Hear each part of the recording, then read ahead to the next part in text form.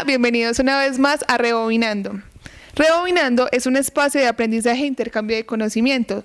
Esta serie es producida por la organización Coredi en el marco del programa Buen Comienzo Antioquia en alianza con la Gobernación de Antioquia y el Instituto Colombiano de Bienestar Familiar.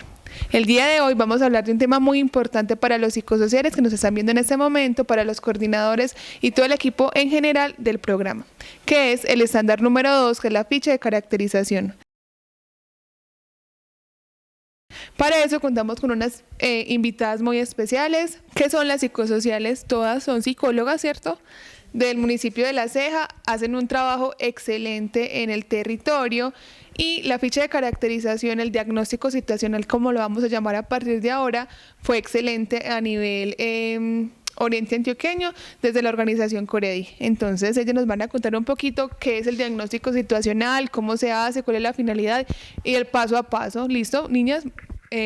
Bienvenidas, muchísimas gracias por estar acá con nosotros. Bueno, hola, mi nombre es Camila Chica, psicóloga del CDI Mundo de Colores del municipio de La Ceja. Hola, mi nombre es Elizabeth Ramírez, psicóloga del CDI Ciudad de la Primera Infancia del municipio de La Ceja. Mi nombre es Cristina Bedoy y soy la psicóloga del CDI Construyendo Sueños y Pequeños Exploradores. Chicas, muchas gracias por estar con nosotros, por acompañarnos. Este es un espacio muy importante para todos los psicosociales, pues les vamos a dar las bases para realizar el trabajo que tenemos que hacer y los nuevos psicosociales que nos van a acompañar el próximo año. Bueno, hoy vamos a hablar de algo muy importante que es el estándar número 2, que es la ficha de caracterización. No la ficha de caracterización, sino la caracterización como tal, porque la ficha sabemos que es un paso a seguir de la caracterización que ahora es conocido como el diagnóstico situacional. Entonces, cuéntanos un poquito para poner en contexto los psicosociales que nos están viendo, que son nuevos en este próximo año. Sé que van a haber muchos psicosociales nuevos. ¿Qué es el diagnóstico situacional? Bueno, primero gracias por la invitación. Resaltar que, como lo decía hace un momento, pues es un logro el tema de la caracterización porque lo hicimos entre todos. Entonces cada uno desde su conocimiento pues aportó un poco para poder construirlo.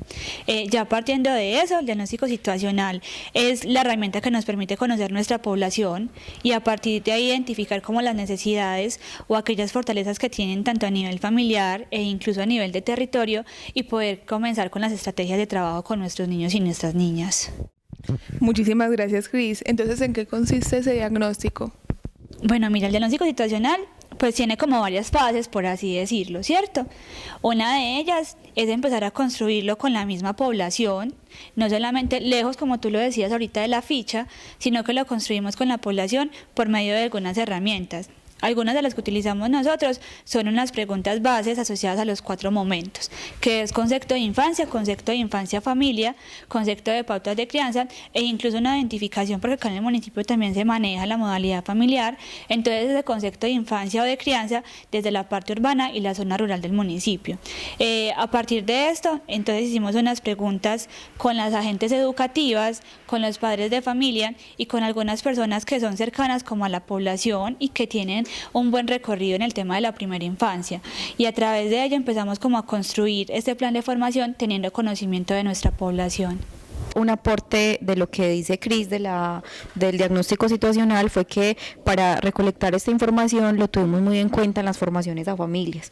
Aprovechando que teníamos a todas las familias, abrimos este espacio con esas preguntas orientadoras que nos menciona Cris para recolectar pues como esta información para que este diagnóstico nos quedara pues muy completo. Muchísimas gracias. O sea que esos son los elementos claves del diagnóstico situacional. Yo quiero contar algo antes de que Eli dé como una respuesta a eso, y es que nosotros como psicosociales, teniendo en cuenta que nuestra población no se podía reunir toda y la idea era adquirir la mayor información posible, hicimos un formulario. Entonces vaciamos todas las preguntas de las fichas de caracterización, más otras preguntas que nosotros queríamos identificar, como por ejemplo el tema de la dinámica familiar, y a través de este formulario, entonces digamos que llegó como a toda nuestra población.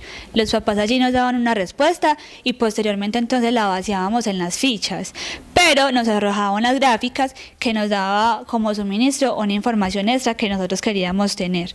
Entonces es una metodología que nos facilitó muchísimo el tema del diagnóstico situacional o la primera fase para poderlo hacer, porque así nuestros papás tenían como su tiempo libre y como hay algunas preguntas que son abiertas, considerábamos que no es lo mismo por una llamada que puede ser por 5 minutos o menos, sino que ellos se dieran como al tiempo y a la tarea de poder dar respuesta a estas preguntas. Muchísimas gracias, Cris. Ahora sí, cuéntanos, ¿esos son los elementos claves del diagnóstico? ¿Cuáles son? ¿Los que nos acaba de compartir Cris o qué es? Sí, esos son los elementos claves del diagnóstico, además también porque ahí nos arrojan otros elementos como son las necesidades de nuestros niños, si presentan alguna discapacidad, si se presenta alguna vulneración de derechos, riesgos en los hogares, ¿cierto? Entonces esto nos ayuda mucho a nosotros como psicosociales para tener un plan de formación a familias durante el año 2021. Bueno, tenemos que tener claro también, muy importante lo que nos estabas contando, Elisa, que cuando tenemos participantes con algún tipo de diagnóstico, hay una ficha especial para diligenciar para ellos. Al igual, no quiere decir que lo vamos a excluir de la ficha matriz, sino que llenamos ambas fichas. Cuéntanos un poquito entonces cómo se construye ese diagnóstico situacional. Bueno, ese diagnóstico situacional se construye a partir de la información que recolectamos, tanto en la formación a familia, con los 4 elementos que decía Cris ahorita y con lo que mencionaba Cami, de igual manera por medio de un formulario que creamos los psicosociales de acá del municipio de La Ceja, recolectamos toda la información necesaria para poder como tener la ficha de caracterización. Esta consiste en 3 módulos, ¿cierto? El primero que nos habla sobre toda la información general del niño y la niña, el segundo módulo que nos habla pues como de toda la parte que se desenvuelve el niño en su entorno familiar, y la tercera parte de los integrantes de la familia. Entonces a partir de eso, esa ficha nos lanza como unas gráficas, las cuales nosotros le damos una interpretación cualitativa desde el componente psicosocial. Perfecto. ¿Ustedes recuerdan a la hora de entregar los informes qué debemos de pasar cuando hablamos de caracterización? Bueno, Elisa, muchísimas gracias por la información que nos acabas de dar, y no sé, de pronto, Cris, que nos cuentes un poquito esa caracterización del territorio, por qué se hace, cuál es la finalidad. Como lo decían ahorita mis compañeras, es importante lograr identificar cuáles son las entidades que nos pueden apoyar en el proceso de primera infancia. Una de las primeras acá en el municipio es la mesa de primera infancia que se tiene, entonces allí se tratan pues como todos los temas también de familia. En esa articulación, mira que hay un estándar dentro de la parte psicosocial que nos habla el 4, como tú lo estás diciendo, en el que se habla del tema de las articulaciones que podemos hacer con otras entidades. Entonces, el poder comprender cuáles son las entidades que nos apoyan en el proceso de nuestros niños y nuestras niñas es fundamental incluirlas, pero no solamente como desde su nombre, sino también desde su razón social y desde qué forma nos pueden aportar. Ahí hicimos como un paréntesis, y era que no solamente queríamos hablar a nivel de municipio o zona rural, porque también está la modalidad familiar en el programa, sino más desde la parte centro de cada CDI. Por ejemplo, mi CDI está ubicado cerca a las bibliotecas municipales, al parque principal, hay una cancha de fútbol. Entonces, la idea también era identificar desde cada uno de los CDIs cuáles eran las zonas que habían más cercanas y no se podían aportar en la planeación o en las actividades con los niños. Perfecto. Ahorita Cami estaba hablando un poquito de esa formación a familias y que lograron hacer la caracterización. Bueno, tengamos presente que la caracterización se debe hacer los primeros meses que empezamos con el servicio, y por eso pues me imagino que es una estrategia para recolectar esa información. De pronto, ¿cómo lo hicieron?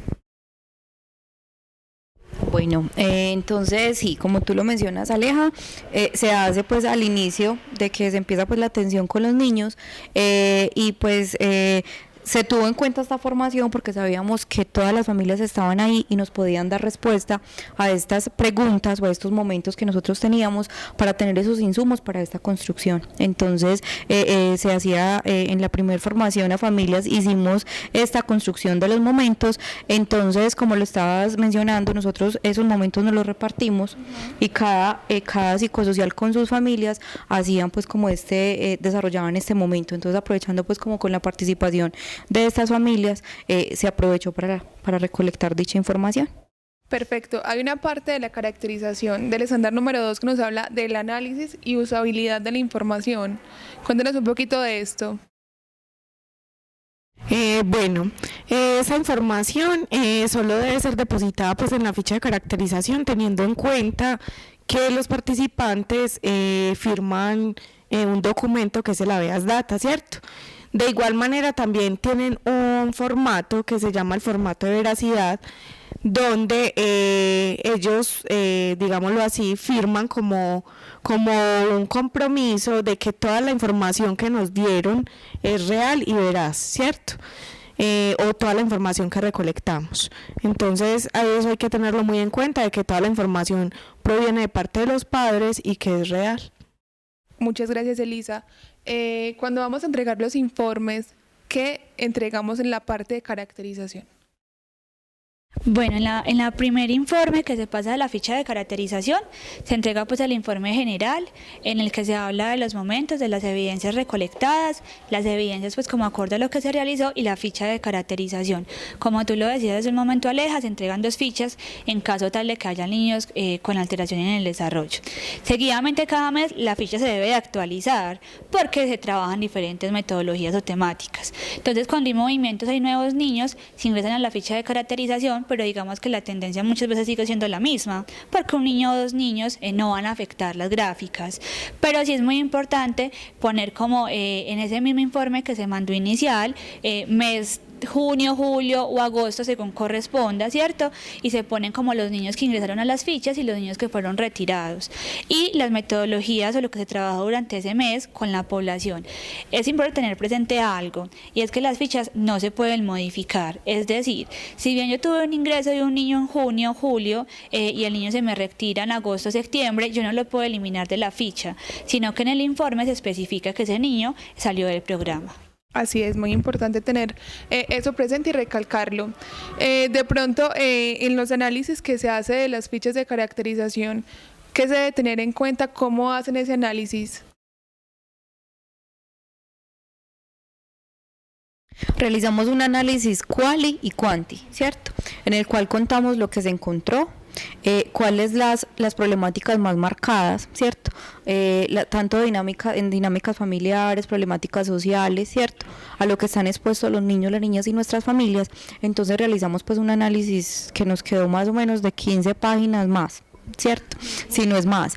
Entonces contamos pues como todas estas situaciones y finalmente hacemos como una estrategia para trabajar desde lo que logramos identificar. Si bien en nuestro municipio hay varios CDIs ubicados en todas partes, ¿cierto? Porque tenemos en diversos lugares del municipio, ustedes saben que todo cambia particularmente, ¿cierto? Los niños de mi CDI no son los mismos de los de Lisa, ¿cierto? Pero entonces tenemos en cuenta pues como todos estos elementos para nosotros también traerlo a colación y también empezar a trabajar en la formación a familia o saber qué vamos a trabajar con nuestros niños y con nuestras niñas en nuestro CDI. Entonces es el informe que nosotros entregamos y los elementos pues como que extraemos y tenemos ahí. Perfecto, muchísimas gracias. También, Aleja, hacer la claridad de que si el método de recolección de la información, digamos, se utilizó el mismo método, pero la información tenemos muy claro que es particular de cada CDI, ¿cierto? El análisis de Camila es distinto al mío, igual que el de Cris, entonces el método es el mismo con la recolección de la información, pero su análisis y sus, digámoslo así, sus particularidades las tiene el informe. Muchísimas gracias. Recuerden entonces que se debe llenar la matriz, la ficha de caracterización, se hace ese análisis. Cuando vayan ingresando usuarios, los vamos organizando en la caracterización y no podemos retirar a ninguno de los usuarios, como lo había recalcado nuestra compañera Cristina. Bueno, Lisa, muchísimas gracias por lo que nos acabas de decir.